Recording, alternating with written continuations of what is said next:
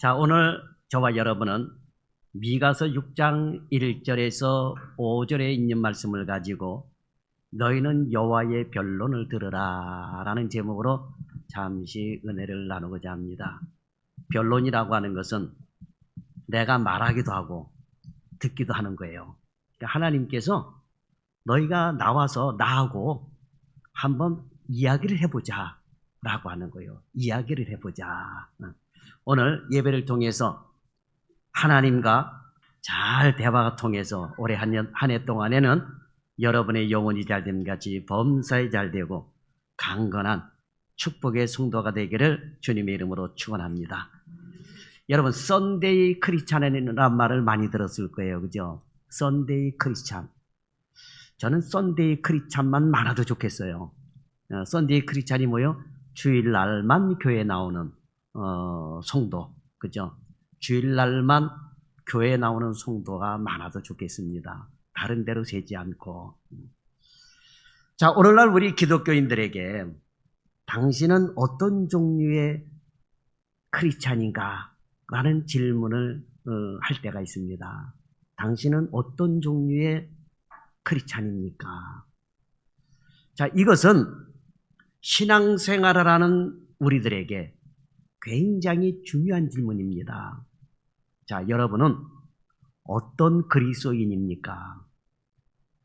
이런 질문에 네 종류의 신자가 있답니다. 네 종류의 신자가 있는데 첫째는 페이퍼 크리스찬이 있대요. 페이퍼가 뭐요? 종이. 종이 신자가 있대요. 이 종이 신자가 뭘 말하냐면 해가 쨍쨍 뜨게 되면 뜨거우니까 교회 못 나오고 비가 오면은 신발 젖고 옷 젖을까봐 교회 못 나오고 오늘처럼 날씨가 아주 추운 날에는 추우니까 또 교회 못 나온다는 거예요. 굉장히 그래서 종이 신자다 이런 얘기 있습니다. 둘째는 계절 신자가 있다고 하는 거예요. 시즌 크리스찬이 있답니다. 1년 중 절기 때만 교회를 찾아 나온다고 하는 거예요. 절기 때. 하긴 절기 때는 또 피해서 안 나오는 분들이 있어요. 그런데 절기 때만 나오는 계절 신자가 있답니다. 부활절, 추수감사절, 성탄절에만 교회에 나온답니다. 그래서 이런 성도들을 향해서 네 바퀴 교인이라는 별명이 있대요. 네 바퀴 별명. 다시 말하면 유아 세례를 받으려고 유모차, 근데 유모차를 끄고 나오고 결혼식 가려고 웨딩마차 타고 이 결혼식 가려고 교회 나오고 장례식 때는 영구차를 타고 교회에 들렸다가 간다라고 하는 거예요. 이게 계절 신자라고 하는 겁니다. 그래서 죽고 나면은 목사님 장례 예배 드려주세요. 교회 생전 안 나왔다가라도 그렇게 하는 분들이 있다라고 하는 거죠. 그 다음에 세 번째는 비트윈 크리스찬이 있다라고 하네요. 사이 크리스찬이 있대요. 소위 회색 신앙이라고 하는 겁니다. 주일날에는 그리스도인이고 평일날에는 세상에 나가서 주님과 상관이 없는 그러한 일을 하며 살아간다고 하는 거죠. 그야말로 주님도 섬기고 세상도 섬기는, 그러니까 두 주인을 섬기는 사람들이다라고 하는 것입니다. 주일에는 교회 나와 주님을 주인으로 섬기지만 평일에는 세상에서 세상을 주인으로 이렇게 섬기며 살아가고 있다라고 하는. 그 다음에 네 번째는 에브리데이 크리스찬이 있대요. 에브리데이 크리스찬. 언제나 매일같이 365일 그리스도인으로서 살아간다고 하는 것입니다. 사실 신앙생활은 요 네 번째 신앙이 바로 정상적이고 바람직한 신앙입니다라고 하는 거예요. 자, 그렇다면 이 네 가지 중에 나는 어떤 신자입니까? 여러분 어때요? 점검할 수 있죠, 그죠? 근데 사실 페이퍼 크리스찬, 시즌 크리스찬, 그리고 비트윈 크리스찬은 신자가 아니다라고 하는 겁니다. 에브리데이 크리스찬만이 하나님의 은혜를 아는 올바른 신자다라고 하는 것입니다. 자, 오늘 본문에 보면 우리 하나님이 이스라엘 백성들에게 너희가 어찌하여 하나님의 은혜를 잊었느냐라고 책망하시며 말씀을 합니다. 나는 너희에게 은혜를 베풀고 은총을 베풀고 살 길을 열어주었는데 너는 왜 나를 부담스럽게 여기느냐라고 하는 거예요. 여러분 어때요? 교회 나와 예배 드리는 게 부담스럽습니까? 만약에 여러분의 자녀들이 여러분에게 난 집에 들어오는 게 난 부담스러워, 엄마 아빠하고 얼굴 보고 대화 나누는 게 부담스러워 한다면 어떻게 돼 있어요? 엄마 아빠가 뭘 괴롭게 한 적 있습니까? 자녀들에게? 그러니까 하나님이 지금 그걸 말씀하시는 거예요. 나는 너희들에게 은혜를 베풀고 긍휼을 베풀고 너희들에게 생명을 주고 너희들을 축복하고 인도하고 있는데 내가 언제 너희를 괴롭게 했느냐? 왜 나를 부담스럽게 여기느냐? 자, 그러면 좋다. 한번 나와서 우리가 의논해보자. 변론해보자. 너희가 잘못했는지 내가 잘못했는지 한번 변론해보자 라고 하는 그런 내용이에요. 여러분, 교회 나오는데 신앙생활하는데 하나님을 만나는데 부담이 된다고, 부담스럽다고, 이게 하나님의 은혜를 모르는 사람이다 라고 하는 거죠. 자, 본문인 미가서는 주전 700년경에 기록된 성경입니다. 미가서를 기록한 미가 선지자는 주전 750년에 즉위한 남유다의 11번째 왕인 요담 왕과 그리고 아하스 왕과 히스기야 왕 시대에 활동했던 위대한 선지자 중에 한 분입니다. 자, 하나님은 미가 선지자를 통해 그동안 있었던 여러 가지 상황들을 말씀하시면서 이스라엘 사람들과 그래 한번 변론해보자, 이야기해보자 라고 말씀하십니다. 그러면 하나님이 이스라엘 백성들에게 무엇을 이야기해보자고 하는 것일까요? 이것을 깨닫고 오늘도 하나님께서 우리에게 이야기하시고자 하시는 음성을 설교를 통해서 듣는 여러분들이 되기를 주님의 이름으로 소망합니다. 첫째로, 내 백성아, 내가 무엇으로 너희를 힘들게 했는지, 너를 괴롭게 했는지 말해보라고 하는 거예요. 자, 본문 3절에 보면 하나님은 이렇게 말씀하십니다. 내 백성아, 내가 무엇을 내게 행했으며 무슨 일로 너를 괴롭게 하였느냐? 너는 내게 증언하라 그럽니다. 자, 본문 1절과 2절을 보면 하나님이 은혜를 주셨음에도 계속해서 반역을 하고 악을 행하는 이스라엘 사람들에게 너는 일어나 산을 향해 변명해 보아라. 할 말이 있거든 언덕들에게 말해 보아라 라고 하십니다. 또한 거기서 그치는 것이 아니라 산은 하나님의 이야기를 들어라. 땅의 주춧돌들은 귀를 기울여라. 여호와께서 자기의 백성들을 걸어 이야기를 하십니다. 들어보라. 산과 언덕과 모든 것들아. 이렇게 말씀을 하십니다. 자, 이스라엘이라고 하는 이름은 창세기 32장에서 야곱이 천사와 씨름한 후 하나님께 받은 새 이름이었습니다. 그래서 오늘날에 이스라엘이라고 하는 이름이 탄생을 하게 된 것입니다. 그리고 그 야곱의 12 아들은 12지파를 형성하며 이스라엘 민족의 시작이 되었던 것입니다. 지금은 이스라엘이 나라가 멸망하고 흩어졌는데 유대인만 남아있어요. 유대인. 유다인이요, 유다인. 유다인, 야곱의 넷째 아들이 유다이잖아요, 유다. 근데 유다가 낳은 자식들이 번성을 했습니다. 그래가지고 유다인들만 결속이 돼서 자기들끼리 결혼하면서 이 유대의 민족을 이루고 왔는데 지금 이스라엘 땅에는 약 1000만 명 정도가 되는 유대인들이 이렇게 살고 있습니다. 근데 이 유다인하다 유대인이요, 유대인. 유대인이라고 하는. 그러니까 유대인은 유다인이다 라고 하는 거예요. 야곱의 넷째 아들이다 라고 하는 것입니다. 자, 그럼 야곱 이후 민족을 이루고 국가를 이루어 사는 내용이 성경에 자세히 기록되어 있는데 하나님이 그들을 인도하고 지도해 오면서 섭섭하게 하신 적이 없다라고 하는 거예요. 섭섭하게 하신 적이 없어요. 오히려 하나님을 섭섭하게 한 사람이 누구요? 유대인들이요. 유대인들입니다. 오늘 여러분 한번 생각해 보십시다. 성경을 읽고 예배를 드리면서 하나님이 내게 섭섭하게 하신 적이 있나요? 아니면 내가 하나님을 섭섭하게 드렸나요? 어때요? 기분 나쁘면 교회 안 나오고, 기분 좋으면 교회 나오고, 그죠? 늘 하나님 앞에 나와 기도하는 것이 돈 얘기하잖아요, 여러분. 돈 얘기할 때가 얼마나 많습니까? 잘 살게 해달라고 그러고. 그런데 돈을 안 주면은 교회 안 나오고, 떡을 안 주면 교회 안 나오고, 주님을 떠나고. 근데 생각해 봐요. 지금까지 내가 먹고 마시고 입고 살아온 것이 다 누구의 은혜였습니까? 하나님의 은혜였다라고 하는 것입니다. 그럼에도 불구하고 늘 이스라엘 백성들은 하나님을 섭섭하게 하셨어요. 하나님은 내가 언제 너를 섭섭하게 한 적이 있느냐라고 하는 거예요, 여러분. 자, 이스라엘은 늘 하나님 앞에 섭섭하다고 불평불만합니다. 오늘날 여러분 기독교인들 보세요. 내가 기도하는 대로 안 들어줬다고 늘 하나님 앞에 원망하고 불평할 때가 얼마나 많습니까? 그렇잖아요. 그건 내 뜻대로 해달라고 하는 거니.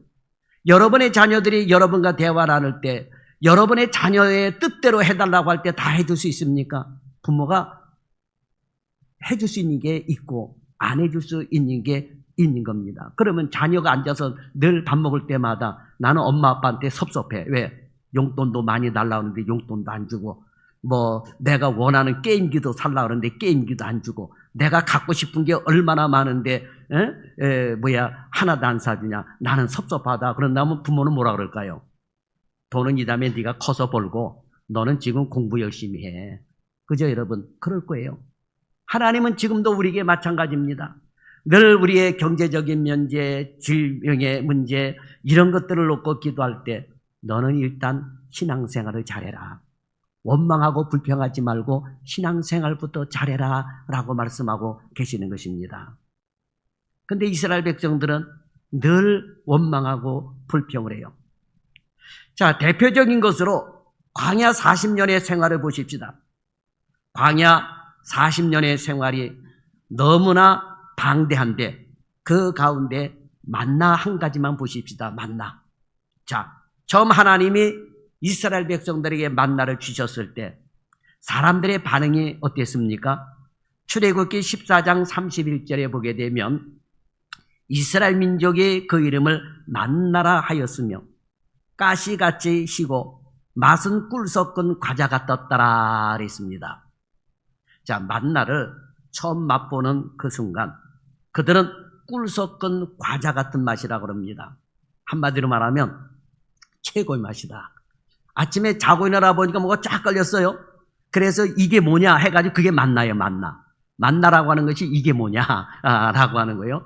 근데 이게 뭐지? 그래서 그걸 먹어봤는데 꿀 섞은 과자 같았더라. 그러니까 맛이 최고였다라고 하는 거예요. 야, 진짜 맛이 최고였다. 그런데 시간이 흐르면서 이들의 입맛이 바뀝니다. 입맛이 바뀌어요. 그래서 민수기 11장 8절에 가보면 백성이 두루다니며 그것을 거두어 맷돌에 갈기도 하며 절구에 찢기도 하며 가마에 삶기도 하여 과자를 만들었으니 그 맛이 기름 섞은 과자 맛 같았더라 그랬습니다. 입맛이 변한 거예요. 처음에는 먹었을 때 무슨 맛 같다고? 꿀맛 같다. 야, 꿀맛 같다 그러면 맛있게 먹은 거예요. 그런데 지나고 나서 보니까 그 맛이 기름 섞은 과자 맛 같다. 그냥 이렇게 입맛이 변해서 똑같은 걸 주셨는데도 불구하고 심지어 민수기 21장 5절에 가보면 만나에 대해서 이렇게 악평을 합니다. 백성이 하나님과 모세를 향하여 원망하되 어찌하여 우리를 애굽에서 인도하여 내어 이 광야에서 죽게 하는가? 이곳에는 먹을 것도 없고 물도 없도다. 우리 마음이 이 하찮은 음식을 싫어하노라 그래요. 아니 여러분, 그렇게 최고의 맛이라고 얘기를 해놓고 조금 지나니까 만나를 하찮은 음식이라 그래요. 하찮은 음식이라 싫어하노라 그럽니다. 자, 그러면 만나의 맛이 그렇게 변했을까요? 아닙니다. 그들 가운데 신앙이 사라지고 불신앙이 가득하니까 만나 맛을 탓하게 되는 거예요. 만나 맛을 탓하는 겁니다. 그러면서 불평불만을 하게 되는 것입니다. 하나님은 이스라엘에게 항상 좋은 것, 귀한 것, 아름다운 것 주기를 원하셨습니다. 신명기 11장 9절 말씀을 보게 되면 여호와께서 너희의 조상들에게 맹세하여 그들과 그들의 후손에게 주리라고 하신 땅, 곧 젖과 꿀이 흐르는 땅에서 너희의 날이 장구하리라 하셨습니다. 자, 이스라엘 민족에게는, 야곱 후손에게는 땅도 없었고 나라도 없었어요. 그런데 그 민족에게 하나님은 이렇게 좋은 땅을 주셔서 살게 하신다라고 말씀하셨습니다. 그리고 출애굽을 시켜주시고 그렇게 하셨습니다. 그러나 이스라엘 사람들은 이런 하나님을 버리고 우상을 섬깁니다. 우상을 섬기자 그들의 마음에 하나님에 대한 불신앙이 생겼다라고 하는 거예요. 여러분, 불신앙의 마음에는 항상 불평, 불만도 함께 찾아오는 것을 알아야 돼요. 그래서 불신앙의 사람들은 늘 불평, 불만을 입에 달고 사는 것입니다. 하나님은 이런 이스라엘 백성들에게 내가 너희를 언제 힘들게 했느냐 한번 말해보라 라고 말씀하십니다. 먹을 것, 입을 것, 마실 것, 땅, 건강 다 주셨습니다. 자, 하나님은 이스라엘 백성들을 선택을 하시고 블레셋 사람들은 선택을 안 하셨어요. 그 결과 여러분 오늘날까지 보세요. 이스라엘은 2000년 동안이나 나라 없이 유리방황하다가 다시 또 나라를 되찾고 세우고, 블레셋 사람들은 보세요. 그 나라에서 2000년 넘도록 그 가운데서 살았는데 또 쫓겨납니다. 나라가 없어요, 그들에게는.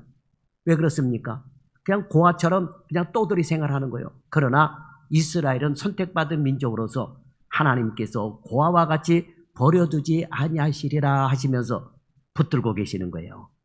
그러니까 여러분, 구원의 역사가 유대인들부터 먼저 일어난다고 한다는 사실을 깨닫고, 오늘 저와 여러분은 하나님의 이 말씀을 잘 깨닫고 우리는 믿음과 신앙의 굳건히 설 수 있는 하나님의 자녀들이 되어야 될 줄 믿습니다. 여러분, 하나님이 이스라엘 백성들에게 그렇게 하셨듯이 하나님은 오늘 우리에게도 항상 좋은 것 주기를 원하십니다. 좋은 것 주기를 원하셔요. 하나님은 우리의 보호자요, 인도자요, 우리를 책임지시는 아버지이시기 때문에 그렇다라고 하는 것입니다. 이스라엘이라고 하는 그 조그만 나라, 지금 그거 하나만 보더라도 여러분 마찬가지요. 하나님은 그들의 인도자가 되셨고 그들의 보호자가 되셨고 그들을 책임져 주시는 하나님이셨다라고 하는 거예요. 그래서 오늘날에도 이스라엘이라고 하는 나라가 거뜬하게 세워질 수 있었다라고 하는 겁니다. 이걸 모르게 되면 이스라엘을 또 비난하게 되고 하나님을 비난하게 되는 거죠. 왜? 2000년 동안이나 그 땅이 팔레스틴, 블레셋 땅이었는데 왜 유대인들이 들어갔느냐라고. 근데 한번 물어봅시다. 그 땅이 본래 누구 겁니까? 이 지구가 누구 겁니까? 누가 만드셨어요? 그냥 글쎄요 그러는 분도 있겠죠. 뭐 저절로 만들어졌어요 그러는 분도 있어요. 근데 여러분, 지구가 저절로 만들어질 수 있습니까? 절대로 저절로 만들어질 수 없어요, 여러분. 그렇잖아요, 여러분. 예? 온 세계, 온 우주 만물 하나님이 만드셨고 하나님이 분명히 내 것이라고 말씀하셨어요. 그거를 우리가 하나님께를 것을 가지고 여러분 쓰고 있는 겁니다. 예?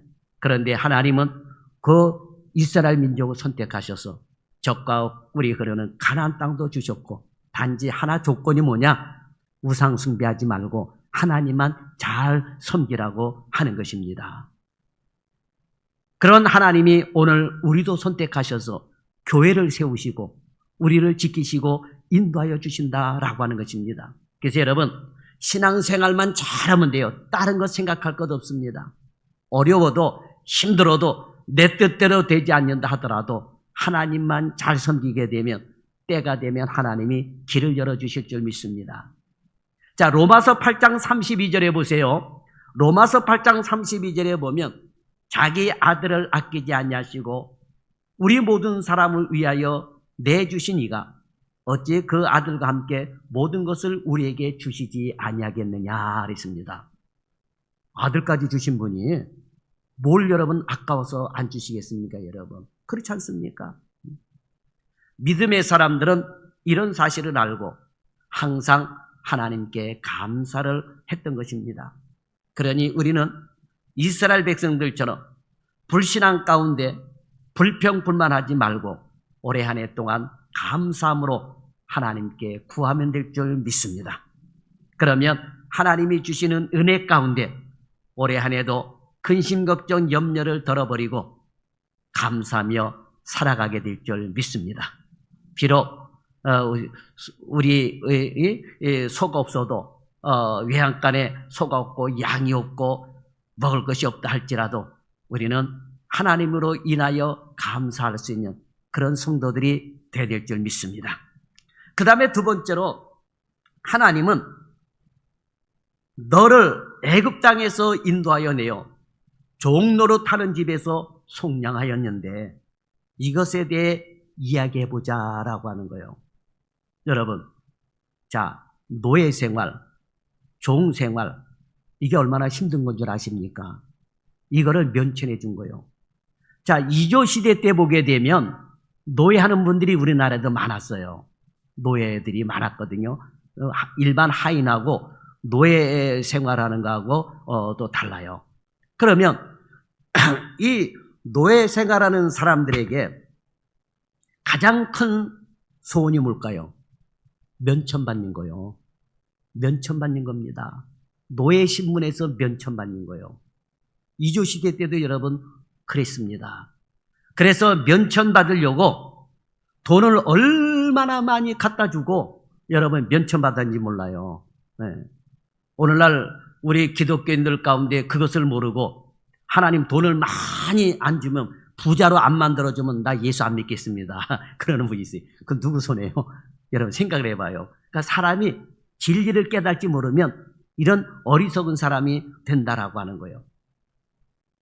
자, 본문 4절 말씀은 하나님이 어떻게 이스라엘을 도우시고 구원하셨는가에 대한 말씀입니다.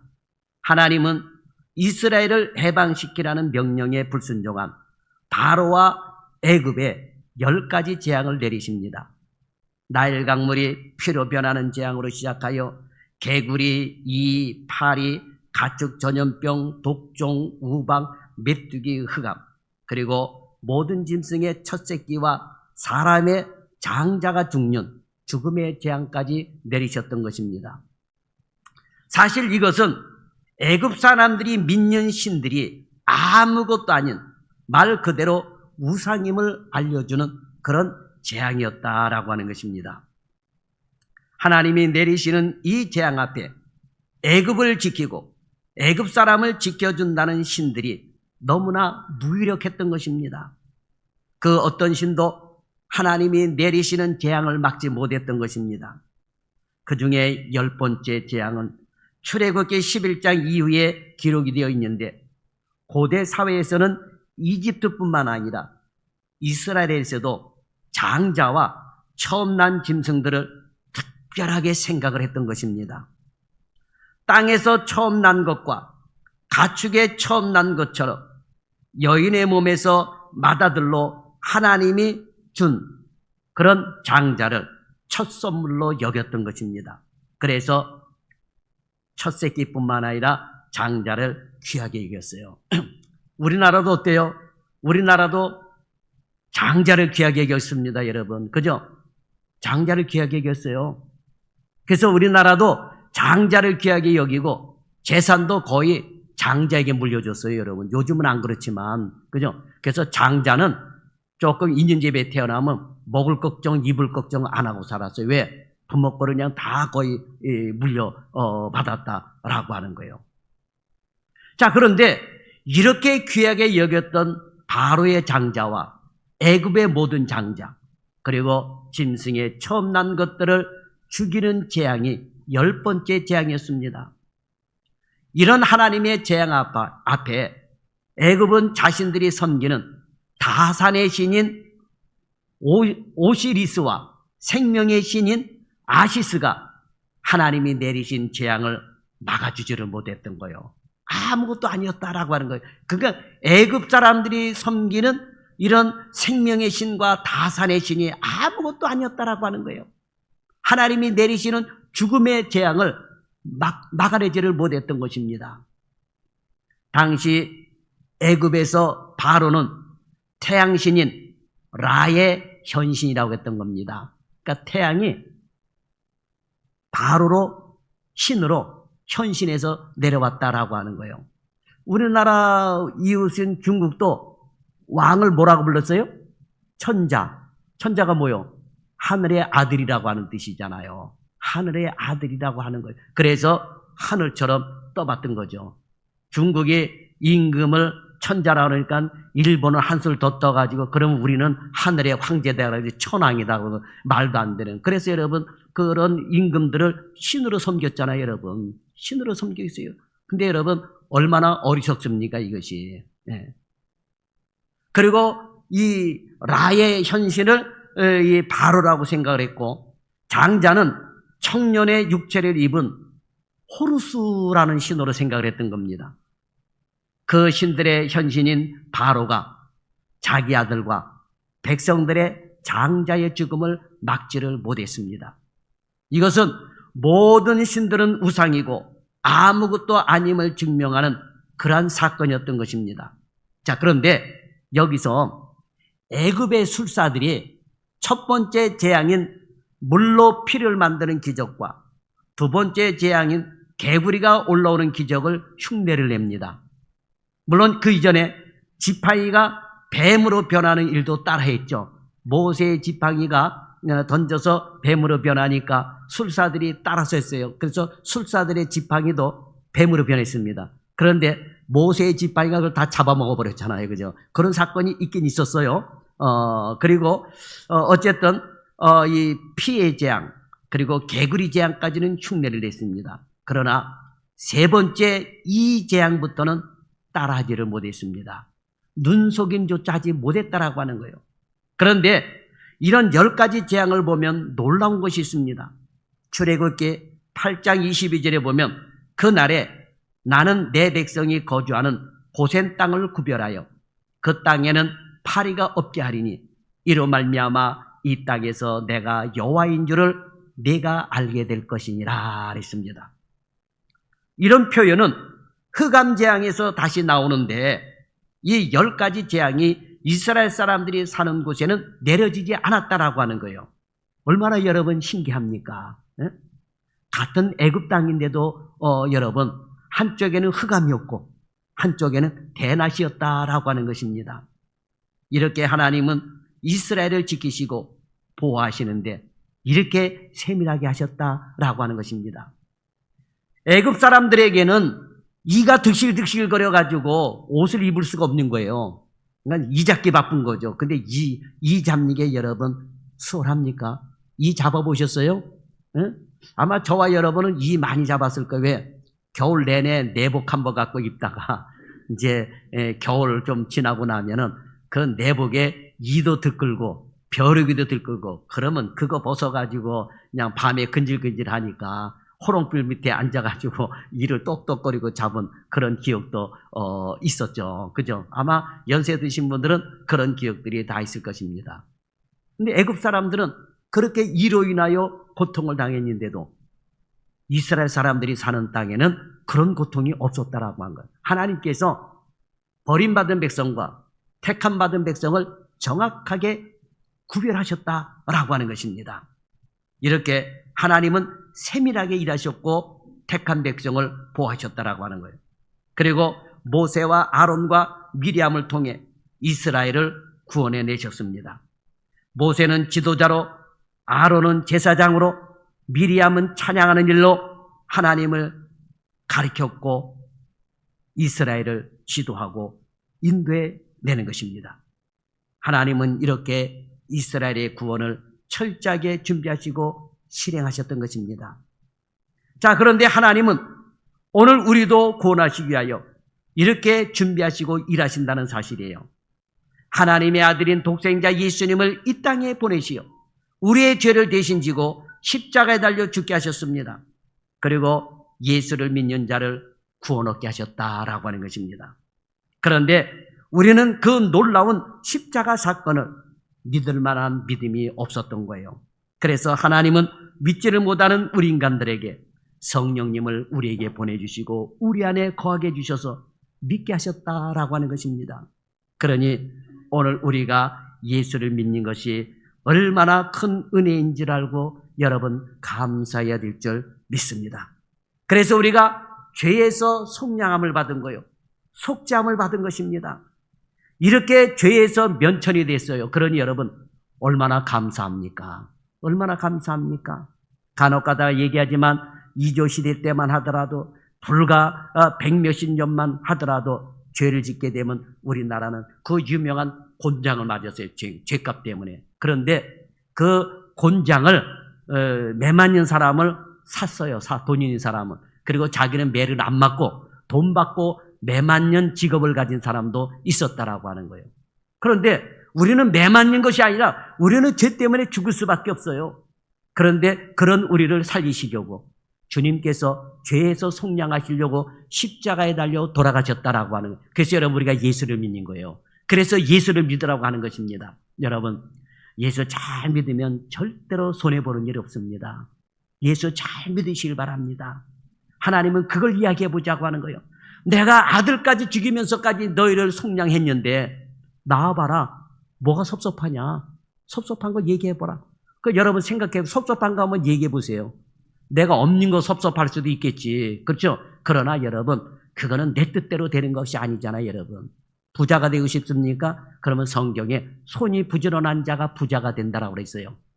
게으르면서 빌어먹지 않고 사는 것만 해도 여러분 감사해야 될 줄 믿습니다. 그렇지 않습니까?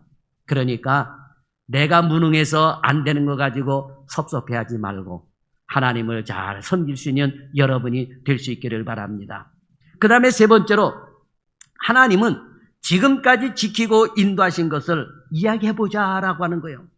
자, 본문 5절에는 모압 왕 발락이 꾀한 것을 말씀하시는데 모압 왕 발락이 꾀한 것은 가나안으로 가는 이스라엘을 저주하기 위해 발람을 돈을 주고 고용한 사건을 말합니다.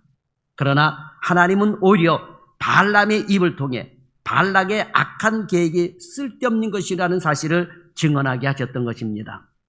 하나님이 함께 하시는 백성과 하나님이 함께 하시는 일은 사람의 악한 말로 막을 수가 없다라고 하는 거예요. 그러니까 아무리 발락이 발람을 통해서 이스라엘 백성들에게 저주의 말을 하게 하려도 하나님이 함께 하시면 저주의 말을 할 수가 없는 거예요. 그래서 모든 것이 합력하여 선을 이루게 되는 것입니다. 그래서 우리 예수 믿는 사람들은 믿음으로 이사할 때도 손이 있고 없고 상관이 없어요. 여러분 가운데 손 있는 날 찾는 분들이 있습니까? 손 없는 날 찾는 분들이 있어요? 예? 그 귀신이 놀러 가고 멀리 떠나면은 그때 피해서 이사 가야 되는데 왜? 귀신이 따라올까봐. 근데 우리는 그런 거 필요 없습니다. 왜? 예수님의 이름으로 한 말씀만 예수님의 이름으로 외치게 되면 귀신이나 사탄 마귀는 한 길로 왔다 몇 길로 쫓겨갑니까? 7길로 쫓겨가는 거예요. 그러니 손이 있는 날 없는 날 이거 따지며 사는 지혜 없고 어리석고 우둔한 그런 성도들이 되지 않기를 바랍니다. 손 있는 날 따진 사람들은 귀신을 숭배하는 사람들이요. 우상을 숭배하는 사람들이다라고 하는 거예요. 자, 또 우리 하나님은 이스라엘 백성들을 시딤에서부터 길갈까지의 일을 말씀하시는데 이 시딤은 요단강 동편 약속의 땅에 들어가기 전에 머문 것이고 길갈은 요단강 서편으로 가나안 땅입니다. 자, 시딤에서 길갈까지의 일은 요단강을 기적적으로 건넌 일을 말씀하고 있습니다. 요단강을 마른 땅처럼 건넌 일을 보고 가나안 사람들은 모두 두려워했던 것입니다. 이스라엘 백성들이 요단강 앞에 도착했을 때 그들은 마음 놓고 앉아 있었어요. 왜? 강물이 넘칠 때였거든요. 건널 수가 없는 거예요. 지금은 요단강이 지금 유럽 쪽이나 이런 데 가보게 되면 강이 굉장히 좁더라고요. 좁아요. 이렇게 보면. 그 물발도 세고. 그런데 그 고대 사회 때는 그 강폭이 좁아도 물이 굉장히 많아가지고 넘쳤다라고 하는 것입니다. 그러니까 건널 엄두를 못 내는 거예요. 지금이야 뭐 다리를 금방 놓고 그냥 건너가기도 하지만 그 당시에는 건축률이 이렇게 발달이 안 됐기 때문에 다리를 놓을 수도 없고 넘치는 그런 그 강을 건널 수가 없었다라고 하는 거예요. 자, 여러분, 우리나라 한탄강만 가도 여러분 어때요? 한탄강 폭이 굉장히 좁아요. 근데 지금은 물이 없지만 옛날에는 물이 굉장히 많이 내려갔습니다. 지금 북한에서 물을 다 막아내가지고 지금 물이 조금 내려가는데 그래서 사람들이 그 강을 건너지를 못하고 많이 빠져 죽었어요. 그래서 여러분 이름이 한탄강이요. 못 건너니까 한탄강이에요. 사람들이 한탄하라고 못 건너간. 우리나라도 여러분 그런 땅이 있다라고 하는 거죠.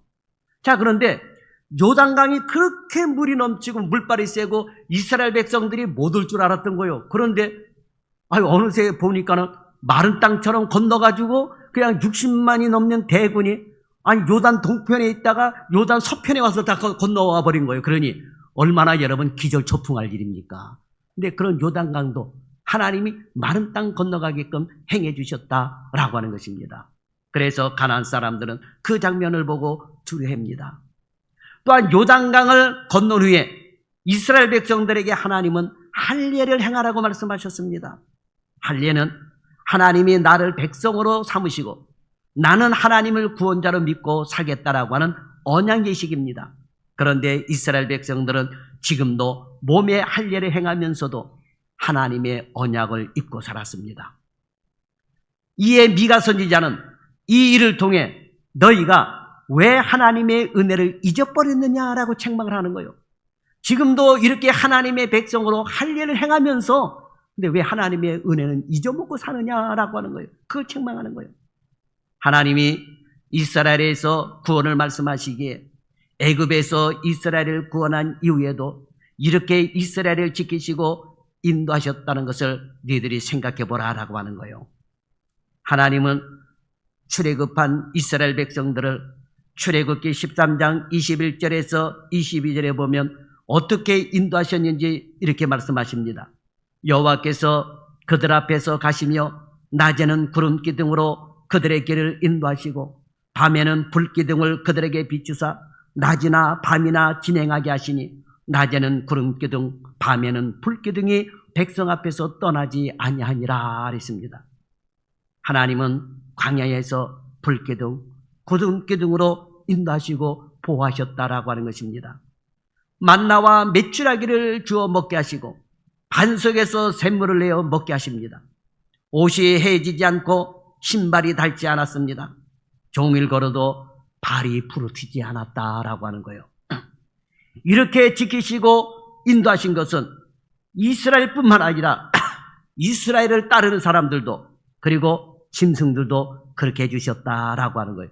이스라엘 회 안에 있었던 이방인들도 그리고 모든 짐승들도 그랬다라고 하는 거예요. 발이 부르트지 않았다라고 하는 겁니다.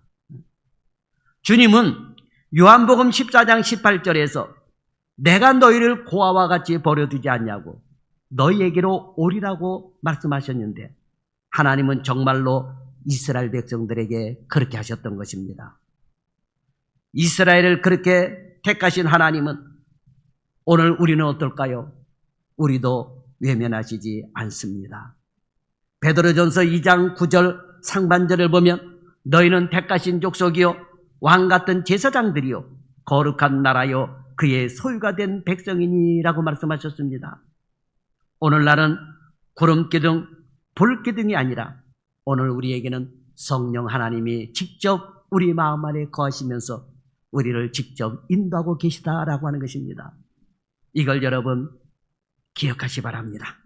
요한복음 14장 16절에 보면 내가 아버지께 구하겠으니 그가 또 다른 보혜사를 너에게 주사 영원토록 너희와 함께 있게 하리니 그랬습니다. 하나님이 직접 함께 하신다라고 하는 것입니다. 그러니 무슨 더할 말이 필요가 있겠습니까? 모압 왕 발락과 길갈에서 시딤까지 이스라엘을 지키시고 인도하신 하나님은 지금도 우리를 그렇게 지키시고 인도하십니다. 우리를 괴롭게 하려고 지키시는 것이 아니에요. 우리를 괴롭게 하려고 보호하시는 것이 아닙니다. 여러분 생각해 봐요. 우리들의 자녀들이 이렇게 크게 성장해서 또 자녀를 낳기까지 부모가 자식을 괴롭힌 적이 있나요? 잘 크게 하기 위해서 어떻게 했습니까? 지도해주고 가르치고 인도했던 거죠.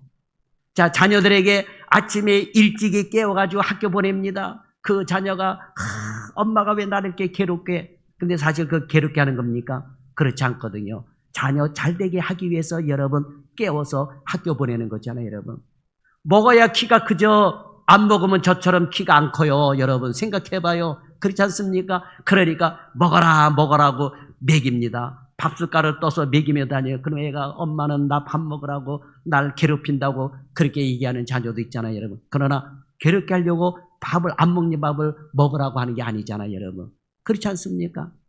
우리가 흔히 자녀들을 향해서 공부하라 그럽니다. 그래서 공부하면서 엄마 주지 그럽니까? 어떻게 해요? 공부해서 누구 줘요? 남 주냐? 너 같지?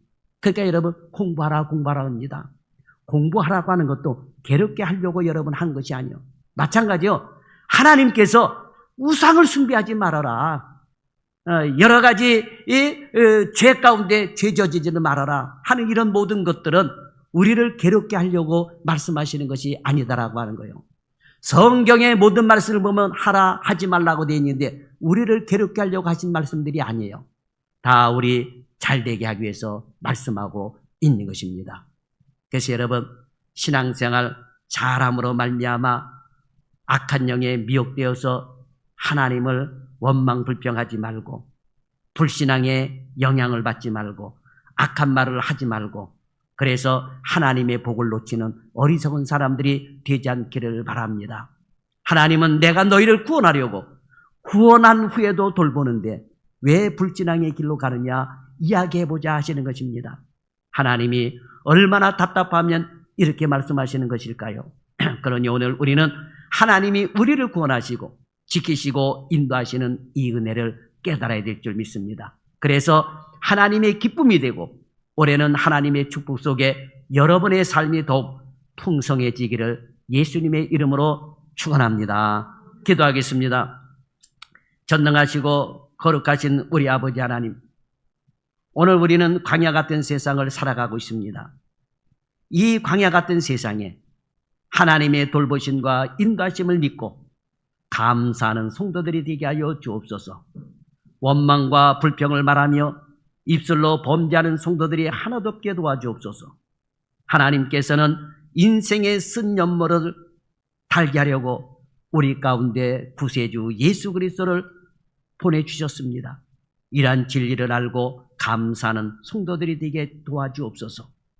우리는 위대한 변화의 능력을 가져온 십자가를 지니고 있으므로 우리 마음에 쓴 연못물에 이 십자가의 돌을 던져 모두 다 쓴 인생이 아니라 단 인생들이 되게 하여 주옵소서. 쓴 인생들이 되어 눈물 흘리는 성도들이 없게 하여 주옵소서.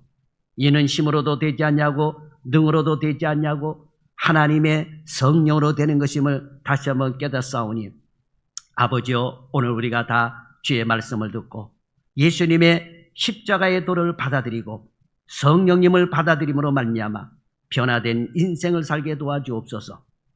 오늘 하나님의 말씀을 듣고 우상 숭배하지 않냐고, 곁길로 나가지 않냐고, 원망 불평하지 않냐고 순종하게 싸우니 우리 모두를 인생의 엘림의 오아시스로 이끌어 주옵소서.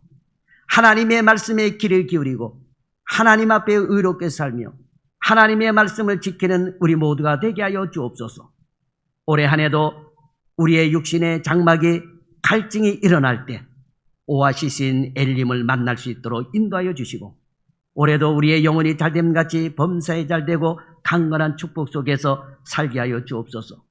지금까지 하나님의 은혜를 모르고 신앙생활을 하던 것이 부담스럽게 되어 있어서 내 뜻대로 내 원대로 되지 않는다고 불평불만했으면 다 용서하여 주시고 앞으로는 감사하며 사는 주의 자녀들이 되게 하여 주옵소서. 매일같이 우리의 삶 속에 샘물 열둘이 콸콸 넘치고 시원한 맑은 샘물이 솟아오르고 인생의 갈증으로 인하여 쓰러지는 성도들이 올해는 하나도 없도록 주여 도와주옵소서. 종려나무 70주가 바람에 날리는 하나님의 은총 속에 감사하며 찬송 부르며 살 수 있도록 주여 도와주옵소서. 예수님의 이름으로 감사하며 기도드리옵나이다. 아멘.